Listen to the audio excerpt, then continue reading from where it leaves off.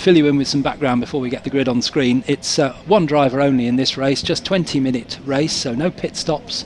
And as you can see, these are open wheel former Grand Prix cars that race with the Historic Grand Prix Cars Association, and we'll be seeing these again actually on tomorrow's programme as well. If you enjoy today's race, then certainly tune in again tomorrow when we'll be showing the second part of this race. The board is held up to show the drivers that they're very nearly ready to open the gate onto the track, and then the cars will go out onto the one lap round. This is a standing start, so the cars will line up on the grid, and I'll give you the grid. Apparently we've got a technical problem bringing it up on screen, so let's tell you that you're seeing on the left hand side of the holding area there, number 10 Will Nuttall in pole position in his Cooper, and alongside is another Cooper, that driven by Miles Griffiths, number 56. There we are, we've got it on the screen now. So Nuttall and Griffiths on the front row. On the second row, it's Mark Shaw, number 99 in his Lotus. That's an ex-Jim Clark car. Wonderful history on a lot of these cars, which we'll try and fill you in on during the race. Barry Cannell is alongside in his Brabham, number 3. On to the next row, we've got Justin Mayers in his Cooper, and alongside is Rudy Friedrichs, another Cooper. And then it's Andrew Beaumont next row back in his Lotus, alongside the Cooper of Tom Dark. On to row 5. We've got John Spears out again, a name we've seen out earlier on.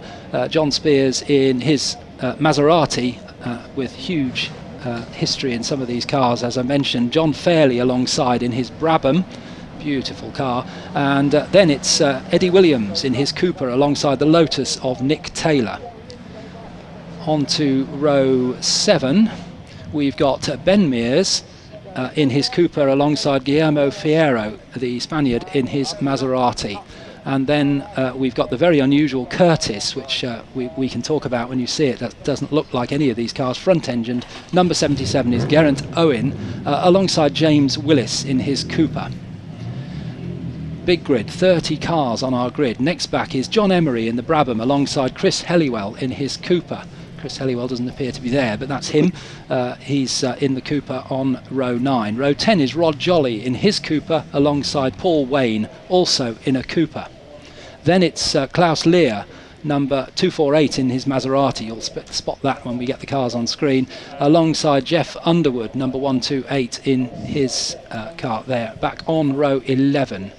Then it is Cliff Gray, and next to him Alex Simpson for row 12. Row 13 is Elliot Han and Stephen Jobstall, and behind them Tevian Salisbury and Robert Pullin. And then our final row of the grid, in 29th and 30th places, a 30 car Historic Grand Prix cars grid. What a sight this will be. Chris Phillips and Stephen Bannum bring up the rear of the grid. Joe, 30 Historic Grand Prix cars. Wow. It's the Donington Historic Festival time machine, because we're going to go back to a period of Grand Prix, pre-66 Grand Prix cars is what we've got out there, and we've got some notable entries. The number 20, for instance, the Lotus 18, which is, I'm just going to find him on the grid. Towards the back, Tevian Salisbury. Tevian Salisbury's at the wheel of the number 20, but that is the Lotus 18 that Sterling Moss drove to a win at Monaco, and it's there it is on screen, and he's running with the panels on the side panels on the car. Now, when Sterling Moss won the Monaco Grand Prix in 1961, he ran with the panels removed, and you've seen some iconic photograph and footage of that race with the panels removed, and you could see Sterling Moss working at the car and his legs moving on the pedals. And the reason he removed the panels was for ventilation, to keep himself cool. Obviously not needed here today. It's quite a cool, almost chilly day here at Donington Park. So that car, worth keeping an eye on this race. The number 34 Maserati 250F. This is the car that was first in the Pau Grand Prix and the Bordeaux Grand Prix, with Jean Bera at the wheel. And there's a lot more history to come as well. Guillermo Fierro in the number 31. That car currently 14th on the grid. The Maserati 250F again, raced by Musso and Mantovani. And also Jean Bera and Moss in 1956. We're just shuffling the grid there, Alistair. We're not quite where we need to be, so we've got a bit of time. A lovely story about that car you've just mentioned, the car that Sterling Moss drove on one occasion. Sterling Moss had got his own Maserati 250F, which he did the Grand Prix tour with, but it was late getting to the circuit, and so Maserati said he could use Guillermo Fierro's car, not Guillermo's at the time, of course, but Moss drove it, but it had a centre throttle and a right-hand brake pedal, which was normal in older cars, but Moss's Maserati had got the more traditional right-hand throttle centre brake, as we all know today. And anyway, Moss said he could. They said he could borrow the car for qualifying practices, it was called then. Jumped in the car and promptly crashed it because he forgot that it had a centre throttle and put his foot in the wrong place. We're ready to go. The green flag is waved. It's not 20-minute really. race. Not surprising, that story. Red lights go out and we're racing for 20 minutes. A good start from pole position for Will Nuttall, but also a good start from Miles Griffiths, who's going to try and go around the wide line, goes almost into the pit lane. Little look over the shoulder from Will Nuttall there just to see where Griffiths was, and the rest of the field streaming through. We've got a mix of mid-engined, rear-engined cars there. We've even got an example from the Indianapolis 500, which is, of course, back in this period, was a round of the Formula One World Championship. It did count. It was a point-scoring round. We'll talk about that car in a moment when we get a chance. Right now, though, through the Craner curves and through the Old Hairpin, already heading towards Schwann's Curve, Will Nuttall is leading this race. And it looks like Miles Griffiths is giving chase from the front row of the grid, so we'll wait till we pick up the leaders again. But just showing you the length of the entry here that comes round into the Old Hairpin there. Now we're up at the top of the circuit going through the right-hander and along towards Coppice. That's McLean's, then onto Coppice, then it'll be down the long straight to the chicane to complete the first lap as the tail enders come through. Here are the leaders now coming down into the chicane, and Will Nuttall it is who leads. First three very spaced out. Move for fourth place there. Cars looking like they were challenging there going into the chicane, but everybody behaving themselves certainly on this first lap as Nuttall comes through in the lead, followed by Griffiths in the 56. Then we've got looking like a challenge there, did the same at the chicane. Now that car with in the number 11, that's John Fairley in the Brabham BT11 there. Beautiful livery on that car, just reminds us of those Brabhams in Formula One. And of course this was a Brabham built by the same people, of course, the BT11 in this guise. And through the Old Hairpin goes the number 3 in fourth place, and that is Barry Cannell in also the BT11. Looks more like a Ferrari in that red with the white stripes of that time, as we continue with that number 11, who's gone from 10th on the grid up to 5th in that first lap, Alistair. So we'll keep an eye on that number 11, and that is John Fairley in that Brabham. It's a BT1119, so it was modified from the original BT11, and it's shown here as we'll find out what year that car is. Will Nuttall crosses the line once again and has already opened out a gap over Miles Griffiths of 7.5 seconds, and we did think this morning in qualifying John Fairley should have been further up the grid. He was started 10th, but he's a quick driver, so we would have expected him to be making his way through from 10th. Car of note, I've got to mention this, the Rudy Friedrichs number 12, which is currently in 5th spot.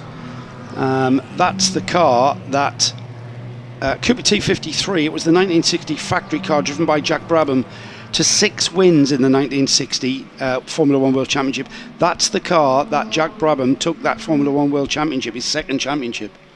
So that's a car with massive provenance. And it's currently in 5th place, car number 12. There's the 55. And let's head down to the pits for something from Andrew Marriott. Andrew. Yeah, we were just talking about Jack Brabham. You were talking before that about the team. That is the car that Jack Brabham won at the French Grand Prix at Reims, the first car to be won by a driver who was also the constructor. So it's a very famous car indeed. Now, it was also the first Formula One race I ever reported. I was at Motoring News as a junior reporter then, but the guy who normally did it was ill, and I got to report that race. So it's a very special car to me. But there are absolutely fabulous group of racing cars here, and some very famous cars indeed. That's Andrew. So this is the period where you began reporting for Motoring News, would it be? And we've lost Andrew there. Just thought he could continue hearing us. This race continues. Already a quarter distance, 5 minutes down. And well, that's a sight, isn't it? Two Maseratis coming down through the Craner curves. The leading one, car number 34, is John Spears. That car was a works car in period, driven by Jean Berra. And we've got a retirement there for car number 42, James Willis, in the Cooper T45. And I wonder whether he's had a spin there. Can't really see any marks, but he wouldn't be in the gravel by choice, so I suspect he's lost it on braking. He's in the gravel at 90 degrees to his direction of travel there, isn't he? That's always a bit of a clue. We're going to try and have a look at the Geraint Owen driven Curtis 500, and it's car 77. It's currently in 14th place, and when we do get a look at it, we've got a great story for that car. We're getting very crowded into the chicane there as the number 64 of Mayors, the Cooper T51, just moving, and there it is, thank you, the Curtis 500. That's a unique car. It ran at the Indy 500 in between 1954 and 1959. It's not a Formula One Grand Prix car, but it did compete in the Formula One World Championships. As the safety car comes out, we get a chance to take a bit of a breather and tell you more about this car. This car, in 1954, finished 6th at the Indianapolis 500 with Fred Agabasian at the wheel. In 1955, it finished 5th, driven by Walt Faulkner this time, and then it did the Monza. Now, in 1958, Jimmy Reese drove this car at a race which was called the Race of Two Worlds, and basically you had the coming together of Formula One Grand Prix and Indianapolis 500, and they competed at a race where they used the full circuit, including the banking, back in 1958. Monzanapolis, yeah. We're quite privileged this weekend to see that car running, and it's great to see. I mean, where do you ever see a 1950s Indy 500 competing car that didn't just compete though? A 6th place and a 5th place. That's not a shy result, that, and great to see Geraint Owen bringing that car out and being part of the Donington Historic Festival. That just adds so much, being able to see that car. The safety car has come out, Alistair. Yes, we don't know why, but it may be for that car at Redgate. Yes, bound to be, isn't it? Yes, of course. Yeah, Geraint Owen has some very interesting vehicles, including those of you that might know about land speed records. The Parry Thomas Babs car is in his family, because his father was the one that dug it up from the Pendine Sands when it was buried after Parry Thomas was killed in 1927, and it was dug up in the 60s, and that's the same Geraint Owen who races the Curtis, as we see the cars lining up behind the safety car. So he's not shy of an engineering challenge then? No, he's actually teaches engineering in South Wales. Right. It looks to me as though John Fairley's been picked up by the safety car, who's in 4th place. Perhaps get a longer shot and we can see what's going on, but it didn't look like Will Nuttall immediately behind the safety car. The car there going through the screen, was raced by Jim Clark in period. That's the Mark Shaw car. It was 3rd on the grid, number 99, the Lotus. The Lotus 21 was the car that Jim Clark took his first 3 Formula One wins in. Admittedly, they weren't championship races. They were in the South African series, which was run at the time. But it was the very car that the great Jim Clark took his first 3 Formula One wins in, and of course went on to be world champion. So we sort of keep rolling out the history, but it really is, this race, tremendous, isn't it? We haven't even begun to talk about the provenance of the car that's leading the field. Will Nuttall's car, the Cooper T53, was Bruce McLaren's car for 1960, and it was the sister car to the championship winning Brabham car. Finished second in the championship, supporting Jack Brabham. Notable results in 1960 for this car: second places at Monaco, Spa and Porto, which is where the Portuguese Grand Prix ran that year, third at Reims and third at Riverside. I'm not sure whether the Riverside race was a championship race at that time. I think the United States Grand Prix, certainly 59, was at Sebring for the first time. That's the one where Jack Brabham pushed the car across the line to win the championship. One of a couple of times. Yes, yeah. Just say, sorry, I apologise, I made a mistake. It is, of course, the leader, Will Nuttall. I just saw the side of the car and it looked like John Fairley to me, but no, that's absolutely the leader, Will Nuttall, immediately behind the safety car. And that's Bruce McLaren's car from 1960 that chased round the boss, Jack Brabham. Bruce McLaren would have been, not sure if there's such a thing as team orders back in the 60s, but Bruce McLaren would have been very aware of that and chased Jack Brabham around. So it was a 1-2 for the Brabham team, the only man, Jack Brabham, by the way, Sir Jack Brabham I should say, to have won the Formula One World Championship in a car manufactured and constructed and designed by himself. His number 2 driver, of course, went on to form McLaren. And became a constructor in his own right, and sadly lost his life in a testing accident. Green flag. What has happened to the second group of cars? Well, the car that was in second place on the track was the number 19, and that was a lapped car, and he didn't keep up with the leader. They didn't keep pace with the leader. That's allowed Nuttall 10 seconds. The rest of the field now able to get past that number 18, who's caused a little bit of consternation there. And the number 18 is a little bit way down the field. I'm just trying to pick up his number. But he's way down the field, and he's caused a bit of consternation there by not keeping pace with Nuttall, who was right behind the pace car and doing the right job. And so it'll sort itself out, no doubt. And it's also caused the second, third, fourth and fifth place cars to switch around, because that looks like John Fairley, who's now into second place, and he came across the line in fourth. We can see Mark Shaw there in number 99, who was second. He's dropped down to about fourth, and then that's Andrew Beaumont there in car number 49. He's in sixth place. So this battle for second place really joined, but as you say, Will Nuttall's got a free pass, hasn't he? Yeah, he's checked out for first place. That's left obviously the safety car bunching the field up. That's given us a great battle for second place. It's the locked brakes there into the chicane on the 99. That's the third place car, the second place car of Shaw, fairly up to second place as he lost out there. Shaw down to sixth now, so that's why he felt a bit urgent and got a bit ragged there into the chicane. So changes that you mentioned there will just clarify. Nuttall leads by 12 seconds now. Fairley is in second in the Brabham BT11, number 11. 12th is the Friedrichs Cooper T53. 4th is Cannell in the Brabham BT11A. He's down to 4th. Andrew Beaumont up to 5th, just ahead of Shaw, and I think that happened at the chicane when we saw Shaw lock up the brakes in the Lotus 21. Beaumont in the Lotus 18915. And Andrew Beaumont, who's just behind these two cars, who'll come through shot now. You'll see if you enjoy your 60s and 70s Grand Prix racing that he's wearing a Ronnie Peterson copy helmet. There it is, first on screen now, the blue helmet with a yellow peak, and the car behind Mark Shaw, very close but not quite to a Jim Clark helmet, dark blue with a white peak.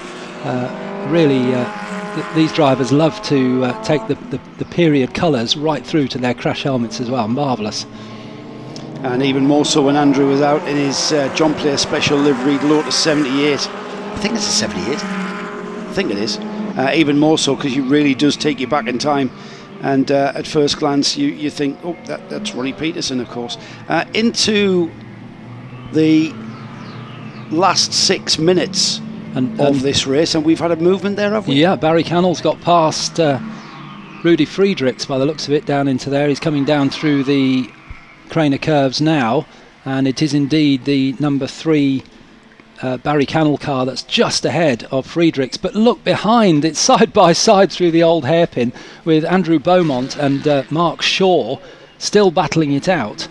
Mark Shaw's really the one that's got shuffled backwards after that safety car restart, and he's now behind Andrew Beaumont. So Andrew Beaumont's now charging after Rudy Friedrichs. A great drive from John Fairley, who is holding on to second spot. John Fairley qualified in 10th place and has moved up the order. He's now in a solid second place. He's still down 13 seconds to Nuttall, who started that Cooper T53 from pole. The race is not over there, though, as Fairley got by Friedrichs for third. Here they are through the chicane once again. Another minute tick by, and there's a big spin from the number 3. It's a bit of a tank slapper, and he's actually spun into the pit entrance.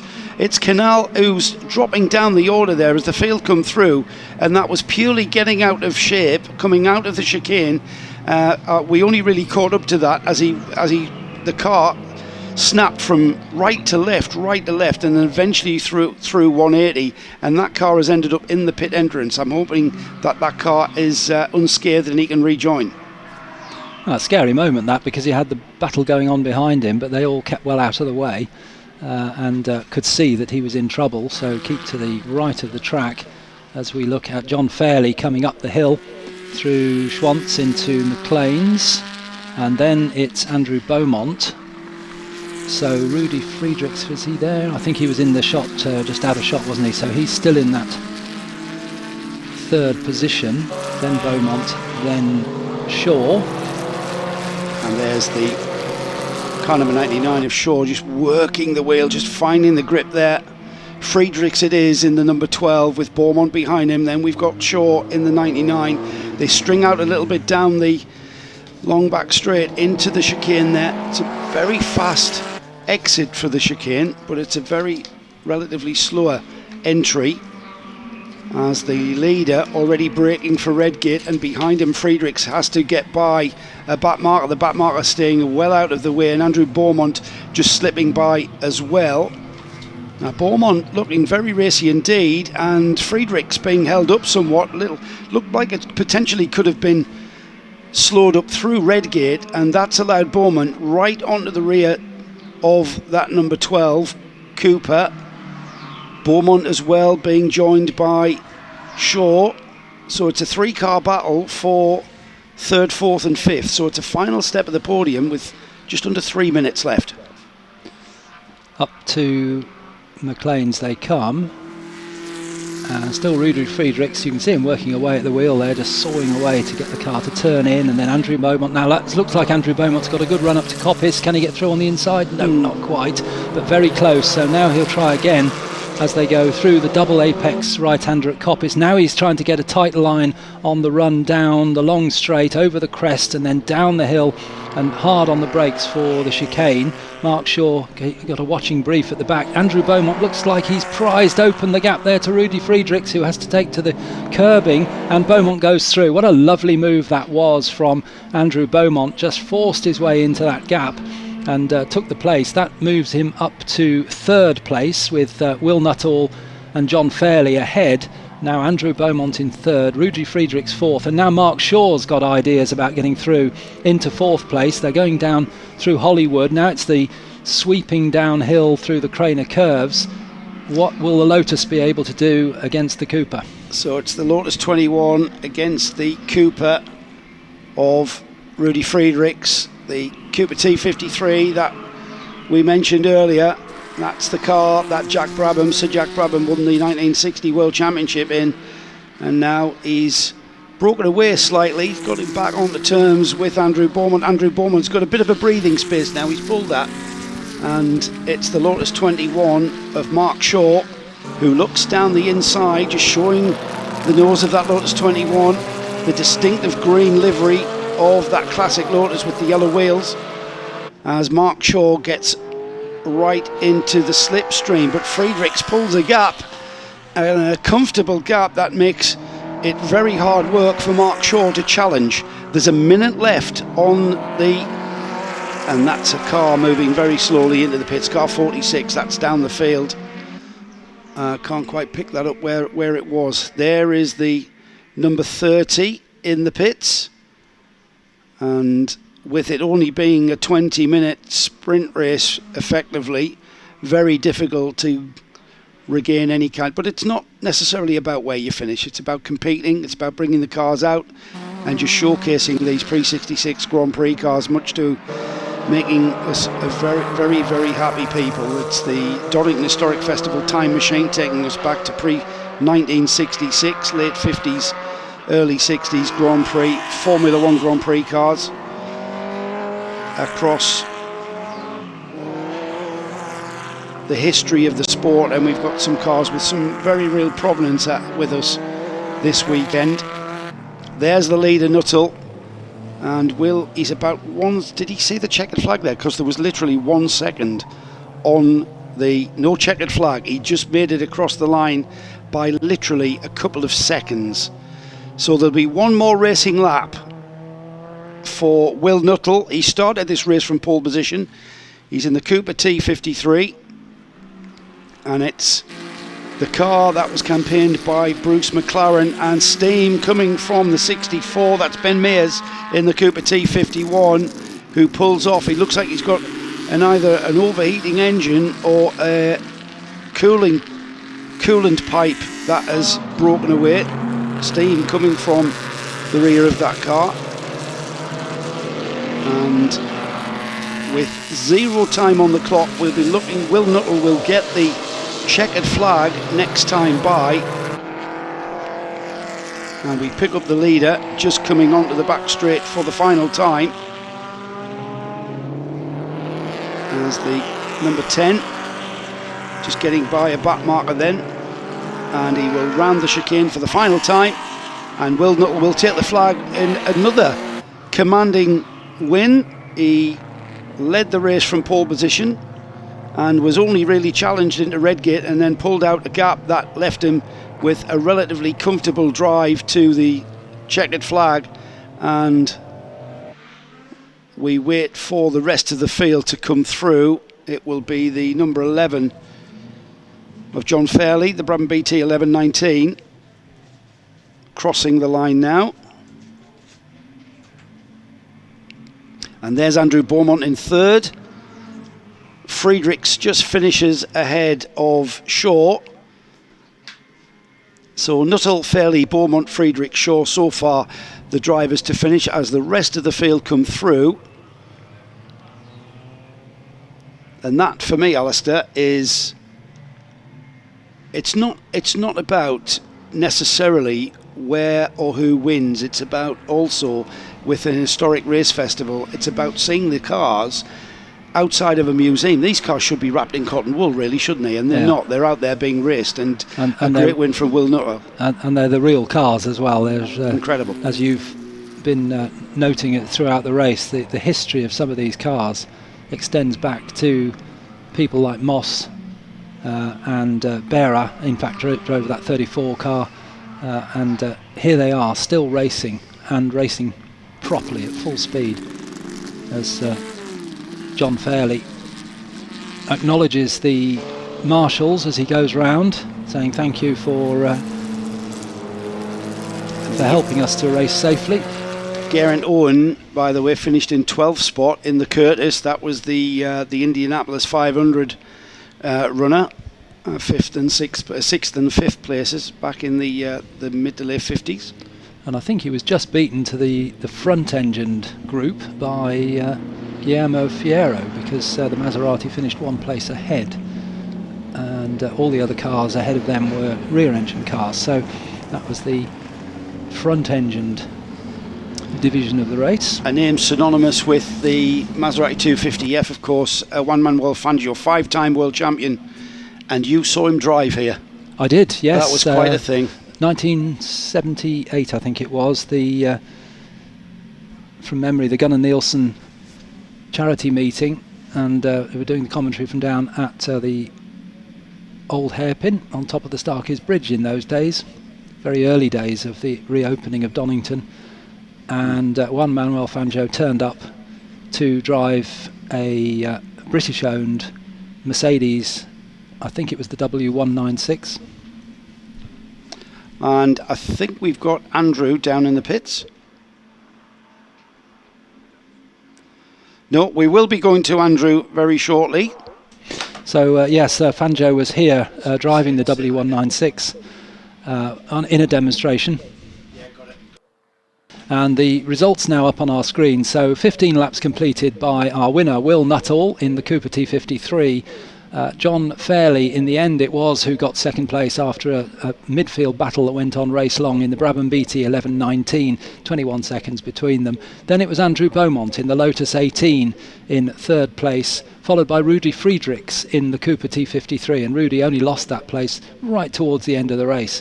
Then it's Mark Shaw, who had a great battle with Andrew and Rudy throughout the remaining the last 5 laps of the race in the Lotus 21 in fifth place. Then Justin Mayers completed the top 6 in his Cooper T53. Barry Cannell got 7th in the Brabham BT 11A, followed by Eddie Williams, who finished 8th in the Cooper T43. Then Nick Taylor in 9th in the Lotus 18, completing the top 10, Rod Jolly in his Cooper T43. Then into the 11th place was Guillermo Fierro in the Maserati 250F. We just seem to have nipped on the screen there. We're back, yes, thank you very much. Guillermo Fierro in the Maserati 250F, the first front engine car in the race. Then Geraint Owen in the Curtiss 500C in 12th place. In 13th, John Spears in the second of the Maserati 250Fs. Then it was Ben Mears, who we saw having cooling problems towards the end of the race, in 14th place in the Cooper T51, followed by the third of our Maseratis, the Klaus Lear car, in 15th place. Then in 16th, Paul Wayne in the Cooper T53, followed by Stephen Jobstall in the Lotus 24 in 17th place.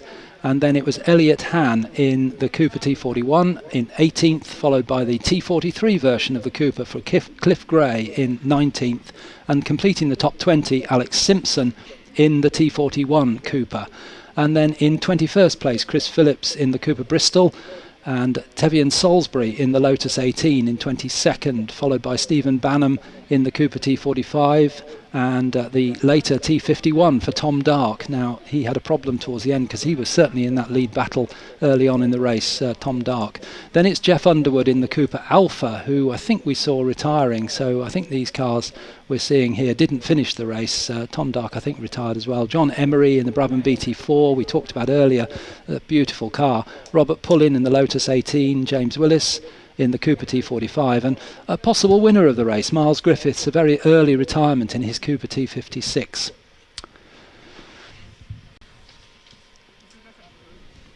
Let's head straight down to the podium, and Andrew Marriott is with the winners. Okay, well, I'm with the winner here, Will Nuttall, who just checked out, as you said, and well, a fabulous race from you, and you're doing quick laps and going quicker and quicker, I think, Will. Thank you very much. Well, it's a pleasure to drive the car around here. It's owned by an Italian guy called Giorgio, who I'm absolutely indebted to let me drive it here. You have any moments at all, any problems? It didn't appear so. No, it's a shame that Miles Griffiths pulled off at the end of the first lap, because I was hoping to have a bit of competition in that respect. But these guys who are second and third, they get quicker over the weekend. So I thought while the pace car was pulling us back together, they might be back on pace. So I thought I needed to have a go when it went in. You've got another race tomorrow. Let's go a bit behind here if we can grab second place. Well, that was a fabulous battle, John, wasn't it? Yeah, it was great. Didn't work out this morning too well. With a bit of steering issues, it wouldn't turn in and then snap oversteer. I think we've dialed that out a bit, but P10 on the start with a lot of quick drivers in front of you. It's going to be hard work. The safety car came in and the gap opened up nicely for me. So I was hoping I'd not gone a bit early, but I think I did it just in time. I wouldn't be stood here. Is this the car that Brabham won the '66 French Grand Prix in, but it's only had a different engine then? It was 1965, Dan Gurney and Denny Holm drove it with the V8. Then it was the prototype car for the BT19. And it ran the first 3 litre race, and Jack Brabham won the first 3 litre of the Ran Grand Prix with it, and then it went to Dave Charlton after that. Okay, well, that's very good history too. Excellent race to second place. And where can we find out? Andrew Beaumont is over here. Let's try and grab Andrew, who's talking to the guys from Classic Team Lotus who run it. And Chris Dinage here is smiling. And I'm saying, Andrew, Chris Dinage is smiling because you drove a fabulous race, and what a terrific battle for third. Yeah, we had a great battle, Rudy Fredericks and I managed to find my way past at the chicane. But I had a big moment just before that with Barry sort of half spinning coming out of the chicane and not knowing which way he was going to go, so that was quite an exciting moment. But no, it was a really good race. They messed around with the car after qualifying and it seems a bit better in the race, so really enjoyed that. Excellent. Of course, you're out again tomorrow, so you get another chance of getting a podium. Absolutely, I'll try my best. Very good. Andrew Beaumont there in third, so that's the story down here in the victory area, and back to you in the booth. But that was a terrific show, wonderful Grand Prix cars, some with magnificent histories.